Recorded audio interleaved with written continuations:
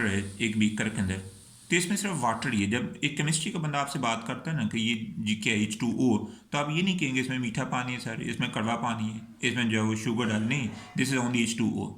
सो ये प्योर है।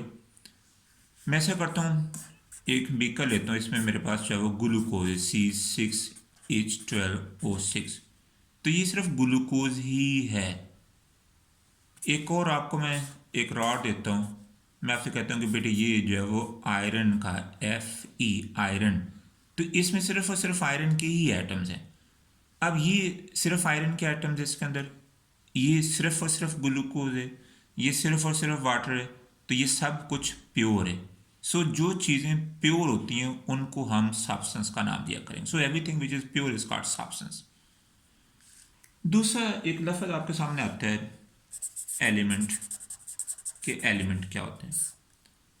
बस आप पूरा प्यारा टेबल देखते हैं, आप देखते हैं जी hydrogen element, nitrogen element, sulphur element, iron element, copper element, Ag that's a silver, Au that's for gold. आपके सारे ये एलिमेंट्स हैं। एलिमेंट होता क्या है?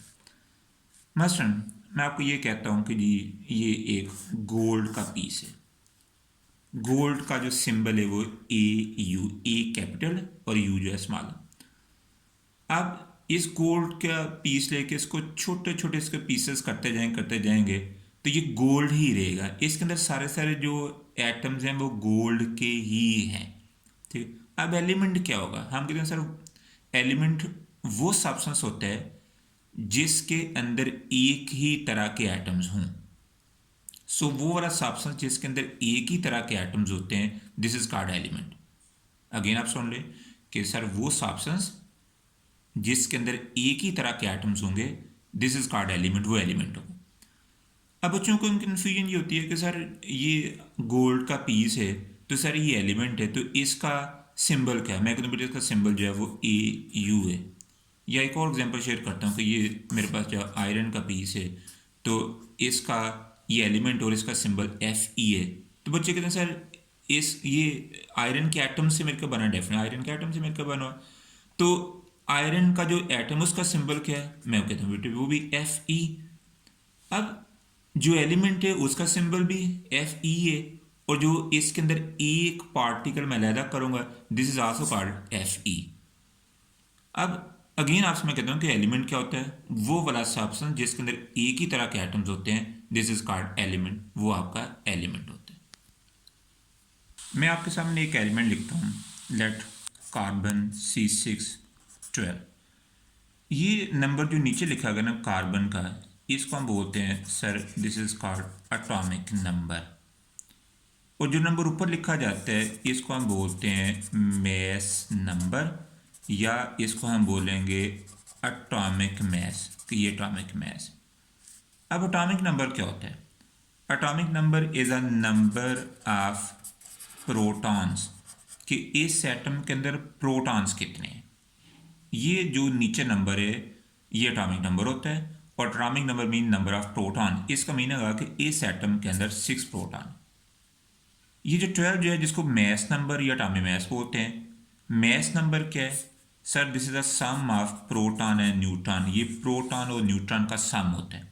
इसका मीनिंग आ गया कि इस एटम के अंदर 12 जो है वो प्रोटॉन और न्यूट्रॉन है, जबकि प्रोटॉन का मुझे पहले ही पता चल गया कि इसमें 6 प्रोटॉन है। अगर इस नंबर में से ये नंबर मैं माइनस करता हूँ तो मेरे पास न्यूट्रॉन निकल आएंगे, क्योंकि 12 प्रोटॉन और न्यूट्रॉन है। तो अगर इसमें से मैं ये नंबर माइनस करूँगा तो मेरे पास नंबर ऑफ न्यूट्रॉन निकल आएंगे। इसका मतलब आ गया कि इसके अंदर 6 न्यूट्रॉन है। लेकिन मुझे इलेक्ट्रॉन के बारे में कौन बताएगा? इलेक्ट्रॉन के बारे में मुझे डायरेक्टली यहाँ से कुछ नहीं मिलता, लेकिन मुझे ये पता है कि जितने किसी एटम के अंदर, न्यूट्रल एटम के अंदर प्रोटॉन होते हैं उतनी उसमें इलेक्ट्रॉन होते हैं। सो इसके अंदर 6 प्रोटॉन है तो वी हैव 6 इलेक्ट्रॉन। अब इसको मैंने रिप्रेजेंट कैसे करना है? एक एटम जो है उसका सेंट्रल पार्ट जो है वो न्यूक्लियस होता है। इसके अंदर प्रोटॉन्स जैसे 6 प्रोटॉन, 6 न्यूट्रॉन। न्यूक्लियस के बाहर जो है वो सर्कुलर पास होते हैं। इन सर्कुलर पास को हम बोलते हैं sir these are called shells, these are called orbits or energy levels where electrons are revolving. पहला शेल जो है उसको हम बोलते हैं के शेल, फिर L shell, M shell, N shell, O shell और सो ऑन चलता जाता है। पहले शेल में जो मैक्सिमम इलेक्ट्रॉन आते हैं वो 2 इलेक्ट्रॉन आते हैं। इसको मैं ये भी कहता हूँ sir n is equal to 1 पहला shell, n is equal to 2 second shell, n is 3 third shell, n is equal to 4। अब पहले शेल में कितने इलेक्ट्रॉन होते हैं? मैक्सिमम इलेक्ट्रॉन 2 आते हैं। जैसे आपसे मैं कह रहा हूँ कि पहले शेल में 2 इलेक्ट्रॉन, दूसरे शेल में 8 इलेक्ट्रॉन, तीसरे शेल में 18 इलेक्ट्रॉन। और ये मेरे पास एक सिंपल सा फार्मूला होता है, हम इसको बोलते हैं 2n²।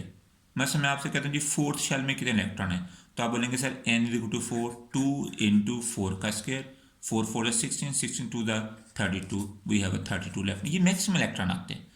अब देखो मज़े की बात ये कि पूरी दुनिया जो है वो मैटर से मिलकर बनी है। मैटर क्या है? हर वो चीज़ जो स्पेस ऑक्यूपाई करती है, जिसका मैस होता है वो मैटर होता है। अब मैटर जो है वो सारा सारा एटम से मिलकर बना हुआ है।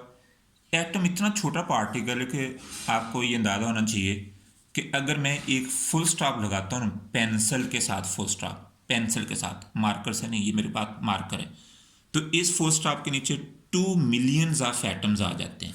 यानी that's a very smaller particle. यानी एक एटम इतना छोटा पार्टिकल, अगर आप फुल स्टॉप लगाते हैं तो फुल स्टॉप के नीचे 2 मिलियंस ऑफ एटम आते हैं। और एक एटम का सेंटर पार्ट न्यूक्लियस है, न्यूक्लियस में प्रोटॉन्स होते हैं, न्यूट्रॉन्स होते हैं, इसके बाहर जो है शेल्स बने होते हैं जिसमें इलेक्ट्रॉन रिवॉल्व कर रहे होते हैं। अब ये मेरे पास जो है वो एक सिंपल सा एटम का स्ट्रक्चर बन जाता है। इसी तरह आप दूसरे एटम को आप ले लें, सपोज आपके पास नाइट्रोजन 7 14, 7 एटॉमिक नंबर से 7 प्रोटॉन्स, सो 7 इलेक्ट्रॉन होंगे। ये मैस नंबर प्रोटॉन और न्यूट्रॉन का सम, इसमें से ये नंबर मैं माइनस करूँगा तो वी हैव 7 न्यूट्रॉन। अब इसका मैं स्ट्रक्चर को ड्रॉ करता हूँ, तो ये इसका न्यूक्लियस आ जाएगा, 7 प्रोटॉन 7 न्यूट्रॉन, और इसके पहले शेल में जो है वो 2 इलेक्ट्रॉन, और दूसरे शेल में इसके अंदर जो है वो 5 इलेक्ट्रॉन आ जाएंगे, 2 4 और ये 5 इलेक्ट्रॉन। क्योंकि पहले शेल में 2 मैक्सिमम आ सकते, दूसरे में 8 आ सकते हैं, लेकिन हमारे पास अगर 8 नहीं है, हमारे पास 5 है तो 5 आ जाएंगे। इस तरह आप सारे एटम्स की इलेक्ट्रॉनिक कन्फिग्रेशन, जो मैं आपके सामने डायग्राम ड्रॉ कर रहा हूँ और इलेक्ट्रॉन को शो कर रहा हूँ, इसको हम बोलते हैं इलेक्ट्रॉनिक कन्फिग्रेशन, कि ये इलेक्ट्रॉनिक कन्फिग्रेशन। अब ये बड़ा सिंपली हम डिस्क्राइब करते जा रहे हैं। आप फिर मेरी बात सुने कि हमने एक बात सीखी कि मैटर क्या है? हर वो चीज़ जो स्पेस ऑक्यूपाई करते हैं, जिसका मैस होता है वो मैटर है। सब कुछ मैटर है, सिर्फ मैटर नहीं है तो जो है वो लाइट, हीट, एनर्जी, ये मैटर नहीं है। वैसे एक बच्चा वो कहता है सर मुझे बड़ी ठंड लग रही है, तो ठंड लगने से उसका ये नहीं हुआ उसका कोई मैस कम हो जाएगा, या कोई मुझे बड़ी सर गर्मी लग रही है तो उसकी बॉडी का टेम्परेचर बढ़ा तो उसका कोई मैस बढ़ जाएगा। या एक बंदा है उसका टेम्परेचर लो है, उसको बुखार होगा तो बुखार की वजह से उसका टेम्परेचर जब बढ़ा तो उसका कोई मैस बढ़ जाएगा। नहीं, ऐसा कुछ नहीं होता। हीट, एनर्जी, लाइट, ठीक है, जो है इसकी ये कोई मैटर नहीं। फिर आपसे मैं दूसरी बात की कि जो है वो सब्सटेंस क्या है, तो मैंने आपसे कहा हर वो चीज़ जो प्योर होती है उसको आप सब्सटेंस बोलना करना। अब प्योर का मतलब क्या है? भी प्योर का मतलब कि जो आपके सामने लिखा गया है वही उसके अंदर होना चाहिए। जैसे मैं आपको ये बीकर में पानी है तो इसके अंदर सिर्फ पानी है। मैं कहता हूँ इस बीकर में ग्लूकोज, इसमें सिर्फ इसके अंदर ग्लूकोज ही है। ये मैं कहता हूँ जी ये आयरन का पीस है, इसका मतलब सिर्फ ये आयरन ही है, तो ये प्योर है। ये तो नहीं है कि ग्लूकोज के अंदर मैंने पानी डाल दिया या मैंने आयरन के अंदर जो है वो गोल्ड मिक्स कर दिया, सो ये प्योर है। तीसरी डेफिनेशन आपको मैं दी एलिमेंट की, कि एलिमेंट क्या है। एलिमेंट मैंने आपसे कहा कि वो सब्सटेंस जिसके अंदर एक ही तरह के एटम्स होंगे, this is called element. A substance having similar type of atom, वो सब्सटेंस जिसके अंदर, देखो मैं लफ्ज़ बोल रहा हूँ सब्सटेंस, सब्सटेंस का मतलब क्या है कि एलिमेंट्स फिर प्योर होते हैं, तो वो वाला सब्सटेंस जिसके अंदर एक ही तरह के एटम्स होते हैं, दिस इज कॉल्ड एलिमेंट। मैं आपके सामने लिखा ये आयरन का पीस है, ये आयरन एलिमेंट, ठीक है, ये आपका गोल्ड है, ये गोल्ड एलिमेंट, ये हाइड्रोजन। अब एक बीकर है तो उसमें हाइड्रोजन गैस है मेरे पास, तो इसमें सिर्फ हाइड्रोजन ही है और तो कुछ नहीं है ना भाई। एक बीकर है तो उसमें नाइट्रोजन है तो इसमें सिर्फ नाइट्रोजन ही है और तो कुछ नहीं है। एक बीकर है तो इसमें सल्फर पाउडर, इसमें सल्फर ही है, तो ये एलिमेंट है सारे, ठीक है। सो पीरियोडिक टेबल जब आप देखेंगे तो पीरियोडिक टेबल में आपने एलिमेंट्स आपके सामने लिखे होंगे। अब देखो दूसरी बात, बड़े मज़े की बात ये है कि पूरी हमारी यूनिवर्स जो है वो इन्हीं एटम से मिलकर बनी है। मसलन कभी आप देखते हैं कि जी हाइड्रोजन और ऑक्सीजन मिले तो वाटर बन गए, कभी कार्बन मिला है, हाइड्रोजन मिले, ऑक्सीजन मिला है तो ग्लूकोज बन गए, कभी कार्बन मिला है ऑक्सीजन से कार्बन डाइऑक्साइड गैस बन गई है, कभी हाइड्रोजन मिला क्लोरीन से हाइड्रोक्लोरिक एसिड बन गया, कभी जो है वो हाइड्रोजन मिलता है सल्फर मिलता है ऑक्सीजन मिलता है सल्फ्यूरिक एसिड बन जाता है। तो ये एलिमेंट्स मिलते जाते हैं और नई नई चीज़ें जो है वो बनती जाती हैं। फिर मेरी आपके सामने बात ये हुई कि जो है वो हम एलिमेंट्स जो है या एटम्स जो हैं उनके सिंबल्स लिखते हैं और उनके नीचे नंबर लिखो। जैसे मैंने कहा कि कार्बन C612 है, 6 इसका अटामिक नंबर, 12 इसका mass number. Atomic number mean number of proton कि प्रोटॉन कितने हैं जी, ये हमेशा अटामिक नंबर होगा और ये नंबर ऑफ प्रोटॉन को शो करेगा। जो अपर फिगर इसके लिखी है वो क्या है, मैस नंबर, वो क्या जी प्रोटॉन न्यूट्रॉन का सम। अब ये शो कर इसमें 6 प्रोटॉन है, ठीक है, ये प्रोटॉन और न्यूट्रॉन का सम है। इसमें अगर मैं न्यूट्रॉन माइनस निकालना चाहूँगा तो मैं ये नंबर में से ये नंबर माइनस करूँगा तो वही है बस 6 न्यूट्रॉन। अब जितने किसी न्यूट्रल एटम में प्रोटॉन होते उतने इलेक्ट्रॉन आते हैं। ये मेरे पास आगे इस एटम के अंदर जो बेसिक पार्टिकल्स हैं। आपको डेफिनेटली पता है कि प्रोटॉन और न्यूट्रॉन न्यूक्लियस के अंदर होते हैं और इलेक्ट्रॉन इसके बाहर रिवॉल्व कर रहे होते हैं। अब मैंने ये आपके सामने शो किया कि ये इसका न्यूक्लियस है, इसके बाद जब सर्कुलर पास हैं जहाँ इलेक्ट्रॉन रिवॉल्व करते हैं इनको शेल्स बोलते हैं, आप ऑर्बिट्स बोलते हैं, एनर्जी लेवल्स बोलते हैं।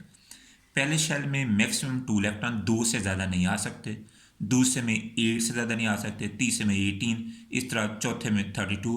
और ये एक सिंपल सा फार्मूला आपको मैं दे रहा हूँ, इसको आपने नोट करते जाना अपनी बुक पे, ठीक है, ताकि आप जब बुक करें तो बुक पे नोटेड हो, ठीक है। ये हमारे बेसिक लेक्चर हो गए, जब आपको मैं बेसिक पढ़ा दूंगा उसके बाद फिर आप बड़े आराम से आप केमिस्ट्री पढ़ते जाएंगे।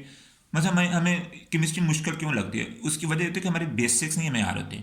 एक 9th के बच्चे को जब वो इसकी बेसिक्स आ जाएंगी तो वो घर बैठ के भी केमिस्ट्री पढ़ सकते हैं। अब ये मेरे पास सिंपल सा फार्मूला है, इससे मैंने नंबर ऑफ इलेक्ट्रॉन कैलकुलेट करना सिखा दिया आपको। इस तरह मैं किसी भी एटम के अंदर जो है वो प्रोटॉन न्यूट्रॉन और उसके इलेक्ट्रॉन कैलकुलेट कर लूँगा और इसको बोलेंगे electronic configuration. This is my first lecture. अभी आपको बेसिक समझा रहा हूँ। अभी मैंने केमिस्ट्री की बुक को सिर्फ आपको दिखाया, मैंने केमिस्ट्री की डेफिनेशन नहीं दी, ब्रांचेज नहीं दी। इसके बाद इंशाल्लाह हम कल जो है वो दूसरा लेक्चर आपको दूँगा। बहुत शुक्रिया।